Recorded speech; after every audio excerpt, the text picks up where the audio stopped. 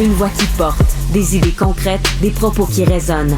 Benoît Dutrisac, déstabilisant, juste comme on aime. Je pense qu'on devrait plus commencer une émission avec le porte-parole de la Ville de Montréal, Philippe Sabourin. J'ai perdu le fil de la messagerie texte, Benoît, pour te dire à quel point les gens se sont vidés le cœur. Je vais y aller comme ça, mais je vais quand même te lire quelques réactions, des réactions qui se tiennent, on s'entend. Ce qui est revenu beaucoup, c'est la rue Sherbrooke, qui est complètement congestionnée toute la journée à cause des 2 voies réservées. Le 2 voies réservées, ça revient vraiment souvent. On dit, pourquoi pas les enlever, ces voies réservées-là, dans le secteur qui ne fait que du négatif. Il y a d'ailleurs un autre texto qui est rentré pour dire de Frontenac à Papineau, qui est, on s'entend, 6-7 coins de rue, c'est 20 minutes. C'est ça, c'est pas du temps perdu. Bon. C'est pas grave, c'est le temps dans une journée des gens. On dirait que c'est pas important. On a juste ça à faire, peut-être. Non, c'est ça. Il y a un chauffeur d'autobus à la STM. Quand Projet Montréal annonce une voie réservée pour le transport en commun, je peux vous dire qu'on n'en a pas de besoin. Ils font des voies réservées pour ralentir le trafic. Et même à ça, moi, j'avance pas plus vite en bus. Là. Il dit que c'est de la bullshit, carrément. Autre chauffeur... Lui et tous les usagers des transports en commun qui veulent pas prendre leur voiture, mais ils se ramassent dans le bouchon pareil. Au final. Super.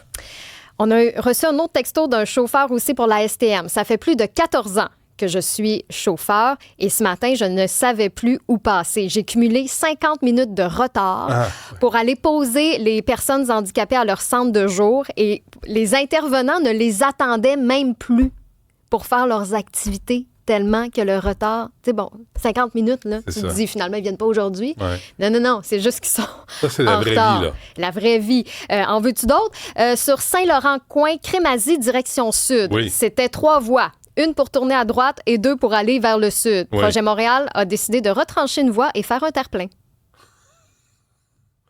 Nuire aux ministres. Il y a des belles fleurs là-dedans. Puis il y a juste quelqu'un qui nous pose une question. Moi, en tant que citoyen, là, j'ai-tu le droit de vouloir prendre la voiture et d'avoir de bons services pour rouler? Non. Cette question-là ne se pose plus. Pas avec Projet Montréal et Valérie Plante. Et Luc Rabouin et toute la gang, là, ils pensent tous de la même façon. Là. C'est une secte. C'est une secte. Puis s'il y en a un qui déroge aux règles de la secte, il va se faire sortir.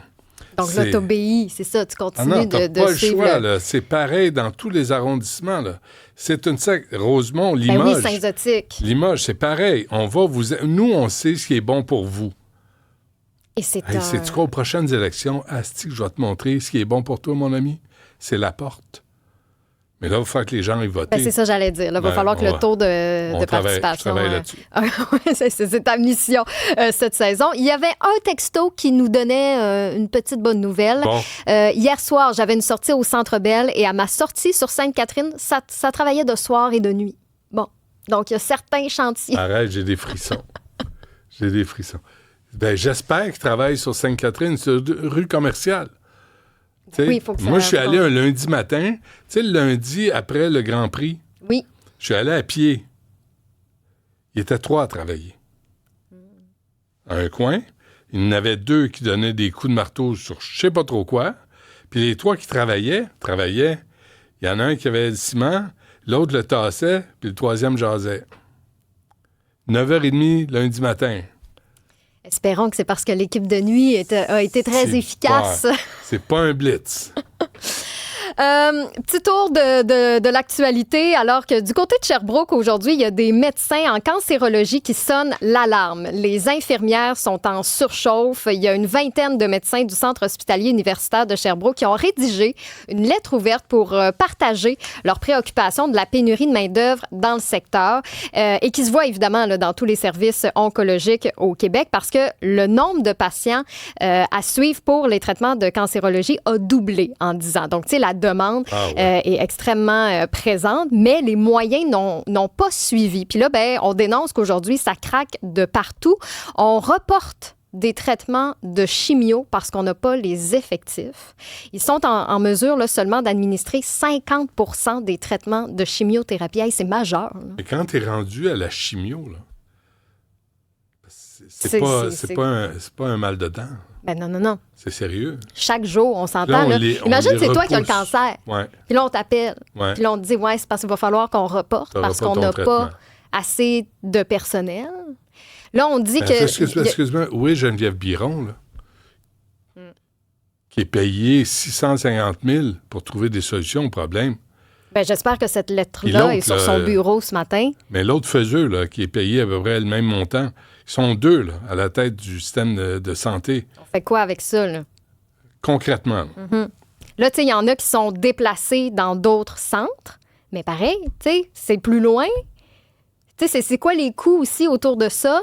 Puis, tu sais, ça occasionne quand même des retards dans les traitements. Donc, dans leur lettre, ils disent qu'il est indispensable que le nombre d'infirmières dans les centres de chimiothérapie augmente et que les infirmières ne se rendent pas à s'épuiser, là, comme on va en ce moment, si on veut que des patients bénéficient à quelque part des progrès qu'on fait dans la médecine. OK, la question est posée. Ouais. Qui donne la réponse? Christian Dubé?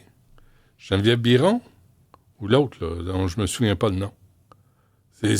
Qui est en charge? C'est qui le boss? Qui va prendre la décision puis faire de quoi? C'est-à-dire, là, il y a des gens qui ont besoin de chimiothérapie, puis ils n'en ont pas, puis on ne sait pas pourquoi, puis personne ne s'en occupe. Il manque de monde, donc comment on règle notre problème? Mais, on va donner des salaires de fous à des gens qui répondent de rien. OK. Des fois, j'ai besoin, tu sais, dans ma tête, de juste de replacer préciser les comment ça marche. choses pour essayer de comprendre. De comprendre. Puis Oui. éventuellement, d'aider. C'est Parce ça. que tu es là pour aider. Pas tellement, pas aujourd'hui, non.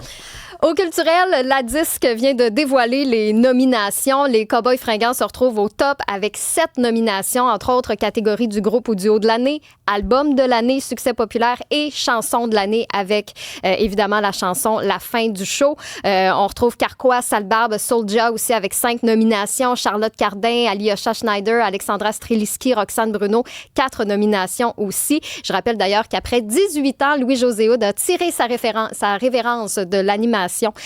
Donc, c'est Pierre-Yves Roy Desmarais qui en sera sa première animation de cette 46e édition. La barre est quand même haute. Moi, j'étais très divertie l'année passée quand j'ai regardé le gala de la disque, mais ce sera surveillé un petit peu plus tard au mois de novembre.